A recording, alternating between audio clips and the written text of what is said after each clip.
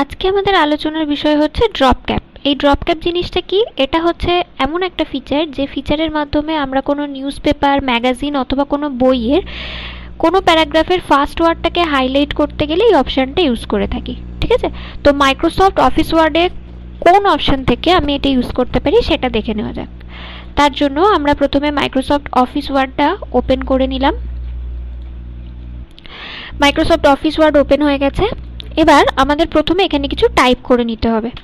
তোমরা চাইলে এখানে কোনো প্যারাগ্রাফ ইনসার্টও করে নিতে পারো। আমি এখানে বাই ডিফল্ট 3টে প্যারাগ্রাফ ইনসার্ট করে নিলাম। এবার এই ড্রপ ক্যাপ অপশানটা ইউজ করার জন্য আমি যে প্যারাগ্রাফের ফার্স্ট ওয়ার্ডটাকে হাইলাইট করতে চাইছি সেই প্যারাগ্রাফটা আমাকে সিলেক্ট নাও করলে চলবে। আমি এই প্যারাগ্রাফের যে কোনো পোর্শনে আমি কার্সারটা রেখে এটা অ্যাপ্লাই করতে পারি। যে কোনো জায়গায় আমি কার্সারটা রাখলাম। এবার এই ড্রপ ক্যাপটা অ্যাপ্লাই করার জন্য আমি চলে গেলাম ইনসার্ট ট্যাবে। ইনসার্ট ট্যাবে গেলাম। ইনসার্ট ট্যাবের শেষের দিকে দেখো একটা অপশান আছে ড্রপ ক্যাপ বলে। এই ড্রপ ক্যাপ অপশানে ড্রপ ডাউন অ্যারোতে আমি ক্লিক করলাম। ফার্স্ট অপশান দিচ্ছে নান, সেকেন্ড অপশান ড্রপ, আমি চুজ করলাম।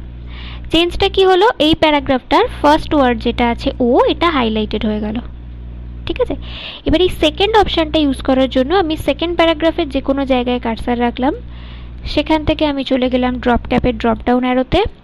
এখান থেকে আমি থার্ড অপশানটা চুজ করলাম ইন মার্জিন। চেঞ্জটা কি হলো, ফার্স্ট ওয়ার্ডটা হাইলাইট হয়ে প্যারাগ্রাফের মার্জিন লাইন থেকে বাইরের দিকে বেরিয়ে এসেছে। ঠিক আছে, প্যারাগ্রাফের যেটা মার্জিন লাইন সেখান থেকে ফার্স্ট ওয়ার্ডটা হাইলাইট হয়ে বাইরের দিকে বেরিয়ে এসেছে। এটা হচ্ছে ইন মার্জিন অপশান।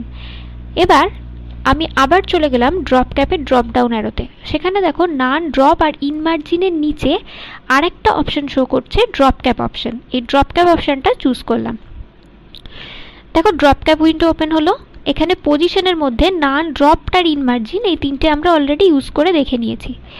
তার নিচে দেখো অপশান দেখাচ্ছে ফন্ট। এই ফন্টটা হচ্ছে ড্রপ ক্যাপের ফন্ট স্টাইল, অর্থাৎ যে ওয়ার্ডটা তোমরা অ্যাপ্লাই করছো ড্রপ ক্যাপের জন্য সেটার ফন্ট স্টাইল।